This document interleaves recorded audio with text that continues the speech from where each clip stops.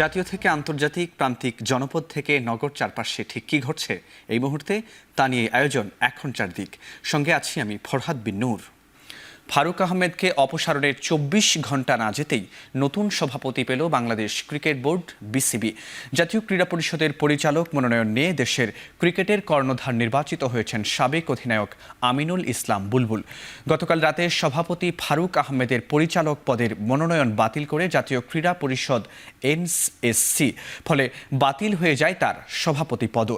একই রাতে এনএসসির পক্ষ থেকে দুটো প্রজ্ঞাপন পেয়েছে বিসিবি। ফারুকের মনোনয়ন বাতিল করে প্রজ্ঞাপন জারি করা হয়েছে সাবেক অধিনায়ক ও বাংলাদেশের পক্ষে প্রথম সেঞ্চুরিয়ান আমিনুল ইসলাম বুলবুলের নামে।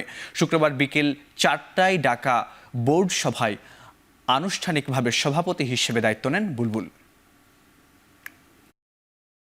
কথার বাইরে কাজ করতে চাই, বেশ কিছু কাজ আমরা প্ল্যান করছি এবং সেই কাজগুলো যেন আমরা বাস্তবায়িত করতে পারি সেই সাহায্য আপনাদের কাছে চাচ্ছি। একটা উপজেলা ছেলে কিভাবে ক্রিকেট খেলে একটা মেন স্ট্রিমে আসতে পারবে উইথ তার কনফিডেন্স বা বিশ্বাস, সেই চেষ্টাটা করব। আরেকটা যেটা হচ্ছে যে আমি সবসময় বিশ্বাসী ছিলাম যে আমাকে কে ক্রিটিসাইজ করছে বা যাই করছে, because I am from a very middle class family. What ever I have achieved all from cricket. এই ক্রিকেটের সাথে আমি কখনো কোনো নেগোসিয়েশন বা করিনি, করবো না। এদিকে কোনো আইনি প্রক্রিয়ায় যাওয়ার কথা ভাবছেন না বলে এখন টেলিভিশনকে জানিয়েছেন সদ্য বিদায়ী সভাপতি ফারুক আহমেদ। আইসিসির কাছে অভিযোগ করার খবরকেও ভিত্তিহীন বলে উড়িয়ে দিয়েছেন তিনি। তবে আগের কমিটির পরিচালকদের বিরুদ্ধে ষড়যন্ত্রের অভিযোগ এনেছেন ফারুক আহমেদ।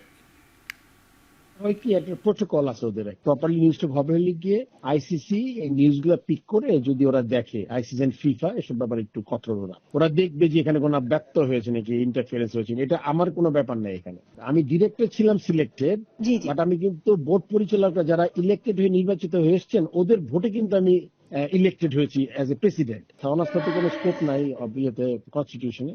তারপরে অনাস্থা দিয়েছে, এই অনাস্থার কোনো স্কোপই নেই কনস্টিটিউশনে, আর ৮ জনই দিয়েছে। তো আপনি বুঝেন এই আমার ৭-৮ মাসের টেনিয়রটা কেমন ছিল। ডিসেম্বরে নির্বাচনের কথা প্রধান উপদেষ্টাই আগে বলেছেন জানিয়ে বিএনপির স্থায়ী কমিটির সদস্য মির্জা আব্বাস মন্তব্য করেছেন, ডিসেম্বরে নির্বাচন না হলে আর কখনোই হবে না। সাবেক রাষ্ট্রপতি জিয়াউর রহমানের শাহাদাত বার্ষিকী উপলক্ষে নয়াপল্টনে খাবার বিতরণ অনুষ্ঠানে তিনি একথা বলেন। নির্বাচনকে টাল ভাড়া করে পিছানোর চেষ্টা করবেন না। আমরা খুব ভালো জানি ডিসেম্বর নির্বাচন না হলে এই বাংলাদেশের কখন নির্বাচন হবে না। এই বাংলাদেশ প্রধানত হবে, সকল রকম সুবিধা রয়েছে এই টার্মিনালে। এই টার্মিনাল কেন আমরা বিদেশি হাতে দেবো? যে বিদেশিরা আসবে তারা কি টাকা খাওয়াবে না এখান থেকে? টাকা যদি তারা কামায় সেটাকে বাংলাদেশে রাখবে? বাংলাদেশে রাখবে না।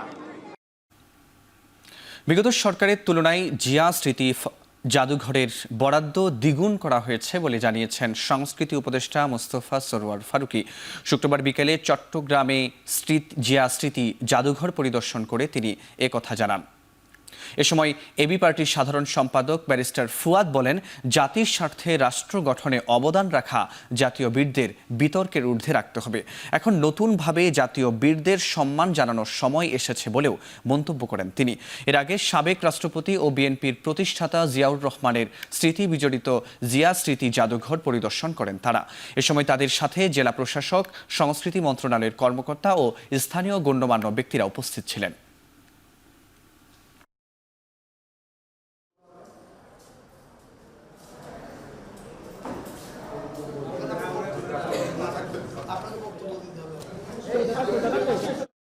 আর 10 মাসের মধ্যে আমরা যদি এই মিউজিয়াম পার্টিকুলারলি বলেন, আমরা একটা উদ্যোগ নিয়েছি, সেটা হচ্ছে এই যে এটাতে যে বরাদ্দ ছিল সেটা আমরা ডাবল করেছি।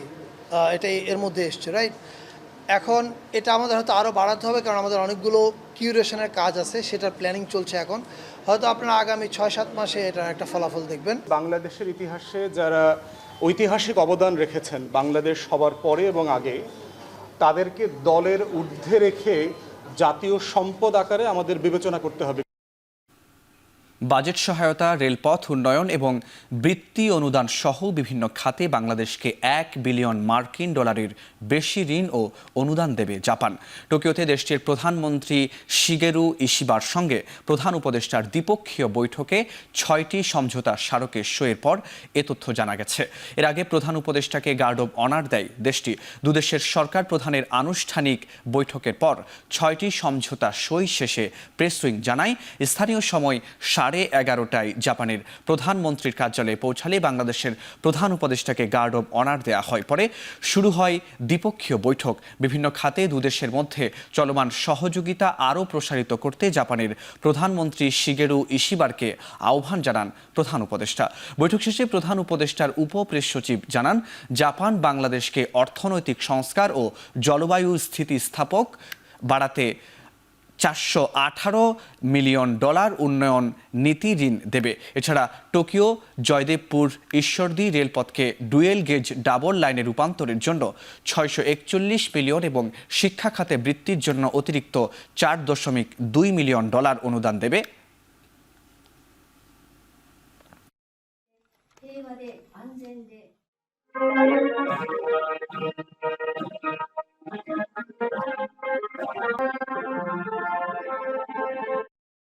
এ পর্যন্ত যতগুলো আলোচনা হয়েছে সবগুলোই নানা ইতিবাচক বিষয় নিয়ে আলোচনা হয়েছে। গতকাল জাইকার প্রধানের সাথে আলোচনা হয়েছে। ডিপ সি ফিশিংয়ের একটা বিষয় আলোচনা এসেছে। শুধু যে অর্থনৈতিক সহযোগিতা তা না, অন্যান্য আরও যেসব ক্ষেত্র আছে, দুটো বন্ধুত্বপূর্ণ দেশের মধ্যে যে ধরনের সহযোগিতা সম্পর্ক সচরাচর হয়ে থাকে সেরকমই হয়েছে। আর জাপান তো আমাদের স্ট্র্যাটেজিক একটা পার্টনার হিসেবে আগে থেকেই আছে। সো আজকেও আলোচনায় সেটা জাপানের প্রধানমন্ত্রী উল্লেখ করেছেন। টাকা আয়ের জন্য নয়, মানুষের সমস্যা সমাধানের জন্য ব্যবসা করেছি। জাপানের সোকা বিশ্ববিদ্যালয়ের সম্মানসূচক ডক্টরেট ডিগ্রি গ্রহণ শেষে একথা বলেন প্রধান উপদেষ্টা ডক্টর ইউনূস। এ সময় তিনি বলেন, চাকরি না পেলে যোগ্যতা নেই, এতে ভাবার কোনো কারণ নেই। এ সময় চিন্তার উপর গুরুত্ব দিতে শিক্ষার্থীদের পরামর্শ দেন প্রধান উপদেষ্টা। চিন্তার উপর গুরুত্ব না দিলে বাস্তবতার কাছে থেমে যেতে হবে বলেও জানান doctor Yunus. So my orientation is, if I don't get a job, I'm useless. I'm a failure. I said, that's not true. You are born as an entrepreneur, as a creative person. It's the essence of human being is creativity. If you don't have creativity, you are nothing. Every single person is creativity.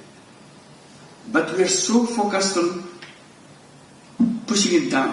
No creativity, just follow the orders. I said, we are not slaves. দেশের bank ও কোষাগার খালি করে নিয়ে পালিয়েছে আগের সরকার, তাই নতুন বাংলাদেশ বিনির্মাণে প্রবাসীদের সহায়তা চাইলেন প্রধান উপদেষ্টা ডক্টর মোহাম্মদ ইউনূস। জাপানে প্রবাসীদের সাথে মতবিনিময় শেষে এসব তথ্য জানান প্রধান উপদেষ্টার প্রেস সচিব শফিকুল আলম। আমরা মনে করছি যে প্রবাসীরা they will play big role, because আমরা বাংলাদেশ থেকে 1 লক্ষ বাংলাদেশিকে জাপানে রিক্রুটমেন্ট জাপানের আমরা জব অপরচুনিটি তৈরি করার চেষ্টা করছি। তো সেই জায়গায় প্রবাসীদের একটা বড় রোল আছে যে তারা এখানে ব্রিজিং হিসাবে কাজ করবে। তারা আসলে জিনিসটাকে আরো বেশি এক্সপেডাইট করার জন্য যথেষ্ট হেল্প করার সুযোগ আছে। সাবেক রাষ্ট্রপতি জিয়াউর রহমানের 44তম মৃত্যুবার্ষিকী উপলক্ষে দোয়া মাহফিল হয়েছে। বিকেলে গুলশানে বিএনপির চেয়ারপারসনের কার্যালয়ে আয়োজিত এই দোয়া মাহফিলে ভার্চুয়ালি যুক্ত হন দলটির ভারপ্রাপ্ত চেয়ারম্যান তারেক রহমান। এ সময় জিয়াউর রহমানের আত্মার মাগফিরাত ও দোয়া মোনাজাত করা হয়। বিএনপি সহ অঙ্গ সংগঠনের নেতাকর্মীরা এ সময় উপস্থিত ছিলেন। এর বাইরেও বিএনপির প্রতিষ্ঠাতার মৃত্যুবার্ষিকী ঘিরে দিনব্যাপী রাজধানী সহ দেশের বিভিন্ন স্থানেও দোয়া মাহফিলের আয়োজন করে দলটি।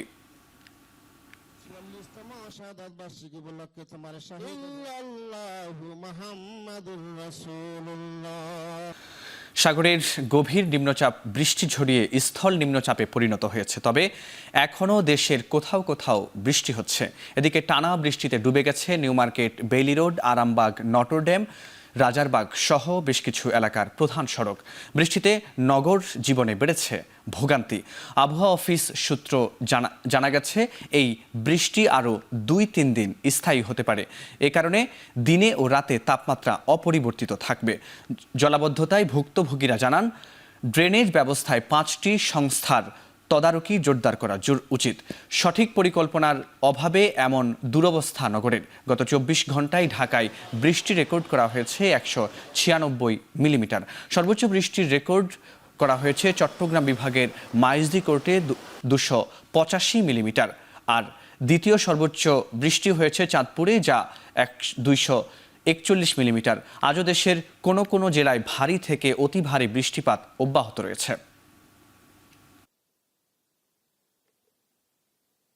ব্যবসায়ীদের যেমন ভোগান্তি, তেমন যাত্রীদের ভোগান্তি, ক্রেতাদেরও ভোগান্তি রয়েছে। কোনো যাত্রী পাইতেছি না, বিভিন্ন জায়গায় পানি হয়ে গেছে, জলাবদ্ধতা। পানি নামতে অনেক সময় লাগে, যার কারণে যে মার্কেটে প্রায় 200-300 দোকান বন্ধ অবস্থায় পড়ে থাকে। মানে এই জিনিসটা আমাদের জন্য খুবই দুর্ভোগ। মানে অল্প বৃষ্টিতেই ঢাকা শহরে জলাবদ্ধতা সৃষ্টি হচ্ছে। শুধু 2-1টি রাজনৈতিক দল দিয়ে অভ্যুত্থান সম্ভব নয়। ছাত্র জনতা রাজপথে নেমেছিল বলেই হাসিনা পালিয়েছে বলে মন্তব্য করেছেন জাতীয় নাগরিক পার্টি এনসিপির উত্তরাঞ্চলের মুখ্য সংগঠক সার্জিস আলম। বিকেলে গাইবান্ধার গোবিন্দগঞ্জে এক পথ সমাবেশে একথা বলেন তিনি। তোষামোদি না করে দেশের স্বার্থকে গুরুত্ব দিয়ে কাজ করতে প্রশাসনের প্রতি আহ্বান জানান সার্জিস আলম। একটা দেশ কখনো একটা রাজনৈতিক দল, কয়েকজন রাজনৈতিক নেতা কিংবা প্রশাসনের কিছু সদস্য মিলে পরিবর্তন করা সম্ভব নয়। এই অভ্যুত্থানেও যদি শুধুমাত্র রাজনৈতিক দলের নেতাকর্মীরা রাজপথে নামতো, এই অভ্যুত্থান সফল হতো না। বরং আমরা মনে করি সাধারণ ছাত্র জনতা রাজপথে নেমে এসেছিল দেখেই খুনি হাসিনা অস্তিত্বের সংকটে পড়েছিল এবং দেশ ছেড়ে পালিয়েছে। সোশ্যাল মিডিয়ায় বুয়েট ছাত্র আবরার ফাহাদকে হত্যার বৈধতা দেওয়ার চেষ্টার অভিযোগে ঢাকা মহানগর ছাত্র ইউনিয়নের সাবেক সভাপতি শাহরিয়ার ইব্রাহিমের বিরুদ্ধে শাহবাগ থানায় জিডি করেছেন তার ছোট ভাই বুয়েট ছাত্র আবরার ফাইয়াজ। বৃহস্পতিবার বিকেল 5টায় শাহবাগ থানায় আবরার ফাইয়াজ সাধারণ ডায়েরি করেন। অভিযোগে উল্লেখ করা হয়, গেল 27 মে সামাজিক যোগাযোগ মাধ্যমে আওয়ামী আমলের বিচারের নামে প্রহসন সম্পর্কে ফাইয়াজের এক পোস্ট ঘিরে তাকে ফ্যাসিবাদী কায়দায় ট্যাগিং করে আপত্তিকর মন্তব্য করা হয়েছে। এছাড়াও সামাজিক মাধ্যমে প্রাণনাশের হুমকি পাওয়ায় তার ও তার পরিবারের নিরাপত্তার কথা ভেবে থানায় জিডি করেন। এই ইস্যুতে যেহেতু উনি আবরার ফাহাদ ভাইকে হত্যার সামনে পড়বে, একটি ফেসবুক পোস্ট যার লিঙ্কটা আমরা দিয়েছি এবং সেখানে দেখা যায় যে এই পোস্টটি হচ্ছে টাইমলাইনে শেয়ার করেন ঢাকার মহানগর ছাত্র ইউনিয়নের সাবেক সভাপতি শাহরিয়ার ইব্রাহিম। সাথে ক্যাপশনে লেখেন, জাসি জামায়াত এর কুত্তা আবরার ফাহাদকে হত্যা করা জায়েজ ছিল দেখ তোরা। একই সাথে আমাকে ও আমার পরিবারকে জড়িয়ে অনলাইনে প্রাণনাশের হুমকি দেওয়া হচ্ছে। আমি এই সকল বিষয়ে অত্যন্ত উদ্বেগজনক পরিস্থিতির মধ্য দিয়ে যাচ্ছি এবং আমি ও আমার পরিবারের নিরাপত্তা নিয়ে আশঙ্কায় আছি। মধ্য গাজায় ত্রাণ বিতরণের নতুন একটি পয়েন্টে হামলা চালিয়েছে ইসরায়েল। এতে অন্তত 20 ফিলিস্তিনির হতাহতের খবর পাওয়া গেছে। উপত্যকার মধ্যাঞ্চলে গাজা হিউম্যানিটেরিয়ান ফাউন্ডেশন পরিচালিত এই ত্রাণ সরবরাহ কার্যক্রম নিয়ে শুরু থেকেই আপত্তি জানাচ্ছিলেন স্থানীয়রা। এদিকে গাজার প্রায় 80% হাসপাতালে হামলা চালানোর পর এবার দক্ষিণ গাজার একমাত্র সচল স্বাস্থ্যকেন্দ্র আল আওদা বন্ধের নির্দেশ দিয়েছে ইসরায়েলি প্রতিরক্ষা বিভাগ। হাসপাতালে ভর্তি 13 জন রোগী সহ সেখানে আশ্রয় নেওয়া প্রায় শতাধিক বাসিন্দাকে শুক্রবারের মধ্যে অন্যত্র সরিয়ে নেওয়ার কাজ শুরু করেছে বিশ্ব স্বাস্থ্য সংস্থার কর্মকর্তারা। অন্যদিকে যুদ্ধবিরতির আলোচনা চলমান থাকার পরেও গাজার বিভিন্ন প্রান্তে বৃহস্পতিবার রাতভর হামলা চালিয়েছে ইসরায়েলি সেনারা। এদিন সূর্যাস্ত পর্যন্ত 70 ফিলিস্তিনি নিহত হয়েছেন বলে জানিয়েছে আল জাজিরা। শেষ করছি এখনকার দিক। এখন টেলিভিশন ওয়েবসাইটে দেখতে ভিজিট করুন www.ekhon.tv। এছাড়া ফেসবুকে দেখতে ভিজিট করুন facebook.com/tv.ekhon এবং ইউটিউবে দেখতে ভিজিট করুন youtube.com/t/ekhon tv।